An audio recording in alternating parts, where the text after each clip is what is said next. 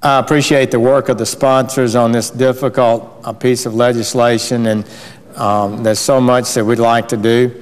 But every American knows that when you're in debt, you have to cut back on spending, but Washington remains in denial. This bill is a statement that Washington does not take seriously the extraordinary dangers imposed by our debt. It is strange and bizarre that we've tasked a committee of 12 to achieve deficit reduction while at the same time working to increase the deficit with bills such as this one. After the first 2 years of the Obama administration, in which non-defense discretionary spending surged 24%, not counting the stimulus, it should not be difficult for us to find reductions that can be achieved in these three bills that have been cobbled together as a mini omnibus.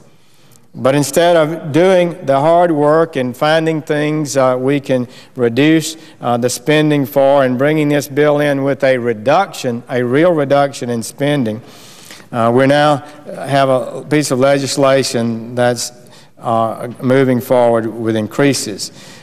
In fact, what this amounts to and what we're seeing in the committee of 12, the super committee, in their secret work, is apparently a demand by our Democratic colleagues that taxes be substantially increased to fund the spending level that we've been on.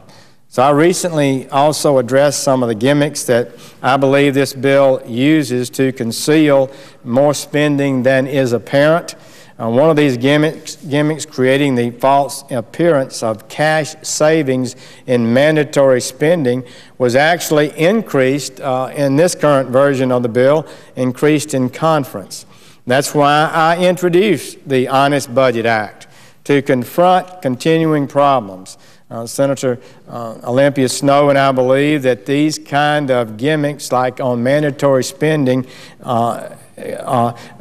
claims of reductions that are not real, need to be eliminated from our process, and it helps cause the great deficit we're in. And I think it's particularly offensive that the bill is being represented as a spending cut, even though that was the most minute spending cut of $1 billion, when in truth, I believe it clearly increases spending. We need real cuts, not minuscule cuts, and certainly not increases. With the President at the helm of the ship of state, Washington is continuing to steer towards financial disaster. We must get off this path. The American people know it, I think, and they thought, I believe, they spoke clearly last November. We still have not gotten the message. We still remain in denial. Some say, oh, the Tea Party, you shouldn't pay attention to them. They were angry people. Well, I think they were deeply frustrated people, and yes, somewhat angry. And why should they not be? When the people they've elected to Congress, they now discover, are spending money, billions and billions of dollars, day after day, week after week, borrowing 40 cents of every dollar that's spent. How can we defend that?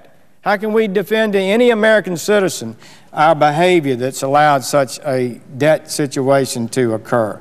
We've had 3 consecutive trillion-dollar deficits, and next year we're expecting to have another trillion-dollar deficit. It's an unacceptable course. Mr. President, I will oppose the legislation and urge my colleagues to do the same, and would yield the floor.